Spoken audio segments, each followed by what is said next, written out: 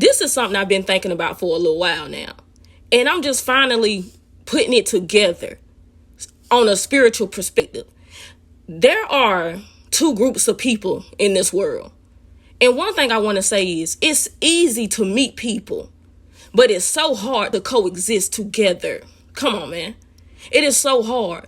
There are too many people in this world for you to keep meeting people, and it's the same cycle of disappointment. So I started to think about this thing on a spiritual perspective.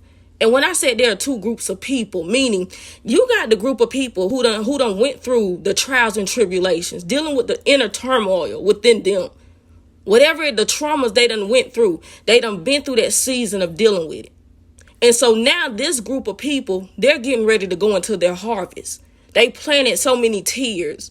Now they're going to reap rewards. You see what I'm saying? And then for the next group of people, these people are the ones that's coming into that place of awakening. They are dealing with their traumas on the inside. They're going through the trials and tribulations, the place that you just came from. So they're going through all the insecurities, all the mind bottling problems, things that they've been fighting within their minds, within themselves, things that done happen to them in their life.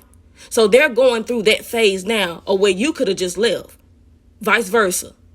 So they're dealing with all this turmoil within them. And I'm realizing that we can't coexist because the ego and pride, the insecurities. Because here's the thing. When you get around people and you've already done been through what they're going through, sometimes Satan will use where you are to inflict pain on them, meaning they're not where they want to be. So it causes riffraff. And so you got to understand, when people not where they want to be, they start taking their frustration out on you. And this is why the Bible talks about being equally yoked. Because I'm telling y'all, we want to heal, but we still want to have the luxury of dating somebody while healing or going through trials and tribulations. I'm telling you, when I went through that dark time, what we call it, that backside of the mountain with God, you are in isolation with God. You don't have nothing to your name, nothing. When you're going through that, it is best to be alone. Because if not, you're going to start taking it out on people that could come and help you. See, y'all got to know the difference between the help and the hurt. And so when you are so used to self-sabotaging, you will start sabotaging the help that God sends you. Come on now.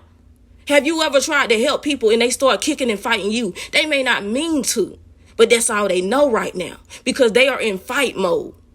Here's another thing. This is why it's so hard to even actually call somebody your friend, because you don't know where they are within themselves right now. They may not be safe for you, or you may not be safe for them. We see what happens down in Mexico when you think you're around people that you can trust.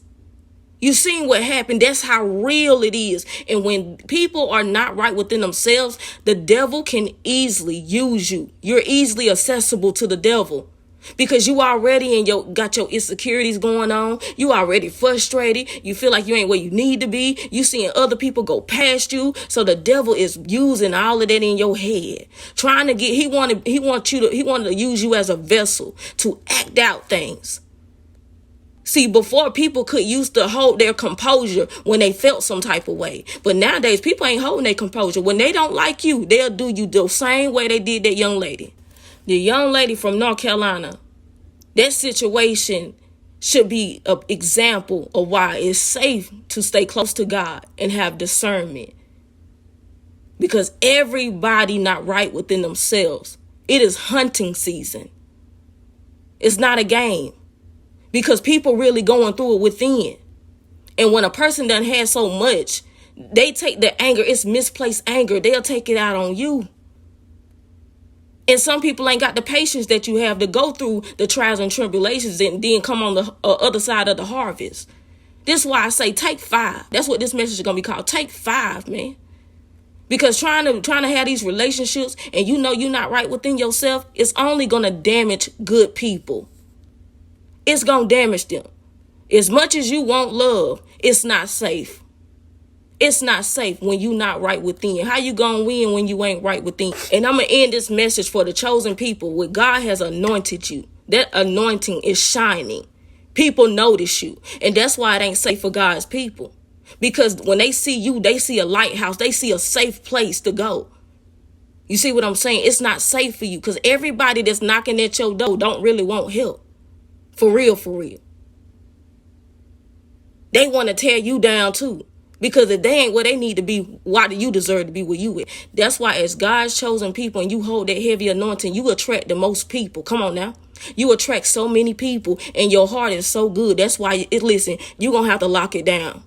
You're going to have to hit the button. Cold red, cold red. I'm calling the cold red. You're going to have to lock it down as God's chosen. Because it's hunting season.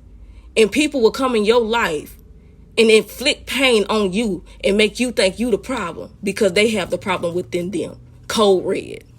If God didn't send it, don't be in it. I'm trying to tell y'all, most of the people, like I told y'all in that chosen message, most of the people you're going to meet have turmoil in their life. How many times I got to tell y'all this?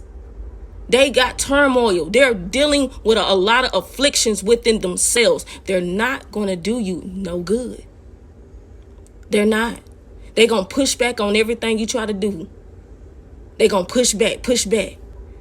Because some people not ready to really be helped. They just want to dump their trash into your life. As God's people, you got to be careful of that in your good heart. It's cold red. You're going to have to lock it down. And do not enter into any other season with nobody without God's permission. Without God's permission. If God didn't ordain this foundation, don't try to ordain it yourself. I'm telling you, it's not safe out there. And the main thing is, if you connect with anybody, find out their relationship status with God.